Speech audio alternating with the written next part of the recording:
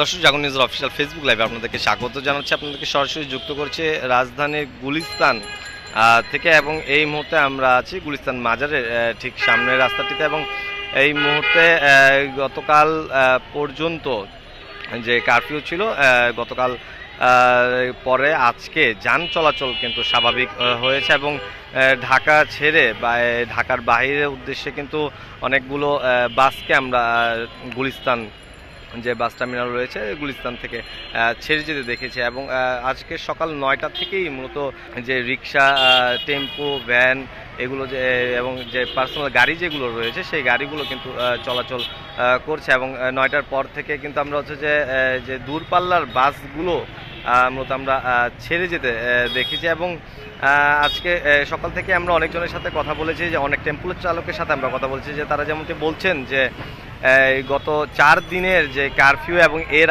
আগের যে আন্দোলন হয়েছে সেই আন্দোলনের মুখে স্থবির হয়ে পড়েছিল তাদের যান চলাচল ব্যবস্থা, এবং পরবর্তীতে এই কারণেই মূলত তাদেরকে অনেক লোকসান গুনতে হয়েছে।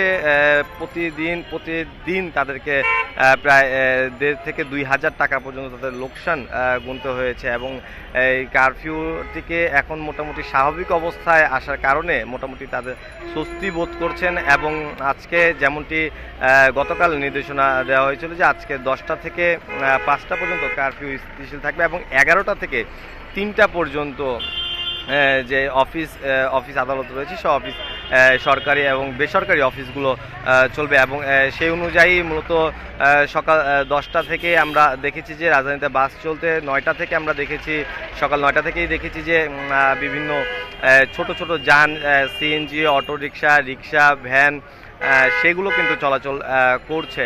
এবং এই মুহূর্তে রাজধানী যে আগের যে রূপ ছিল সেই রূপে কিন্তু আবার এসেছে, এবং যে ব্যস্ততম যে রাজধানী ঢাকা, যে ব্যস্ততম নগরী, সেই নগরীতে পরিণত হয়েছে। এবং কিছুক্ষণ পূর্বেও কিন্তু আমরা দেখেছি গুলিস্তান মাজারের এই দিকটা এবং গুলিস্তান বিআরটিসি বাস কাউন্টারের সামনে কিন্তু ব্যাপক ভিড় ছিল, এবং সেখানে কিন্তু অনেকক্ষণ যানজটও কিছুক্ষণ পূর্বেও কিন্তু যানজট ছিল, যেটি অনেকটাই এখন কমে এসেছে। এবং যান চলাচল স্বাভাবিক হওয়ার কারণে, অফিস আদালত খোলার কারণে মূলত লোকজন বের হচ্ছে। এবং এই কারণেই মূলত এখন পর্যন্ত যেই শ্রমজীবী মানুষজন যে রয়েছে, যাদের এতদিন পর্যন্ত যান চলাচল বন্ধ থাকার কারণে তাদের যেই আর্থিক আয় উপার্জনের যে একমাত্র পথ সেইটি বন্ধ থাকার কারণে কিন্তু সব কিছু স্থবির হয়ে পড়ছিল। এবং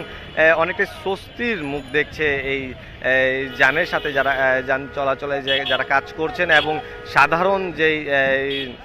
সাধারণ যেই পথযাত্রীরা তারা দূর গন্তব্যে তাদের অফিস আদালতে যাবেন, তারা এক প্রকার স্বস্তিতে রয়েছেন এই মুহূর্তে। করিম চাচা, আপনার প্রিয় মানুষদের কখনো বিপদে ফেলতে চাইবেন না স্যার। তাহলে আমাদের বিপদে রাখা কি ঠিক হচ্ছে? এজন্যই বিজলি কেবলস সবচেয়ে ভালো ও নিরাপদ। ফ্লেম রিটার্ডেন্ট পিভিসি দিয়ে তৈরি বিজলি কেবলস, নিরাপদ আজীবন।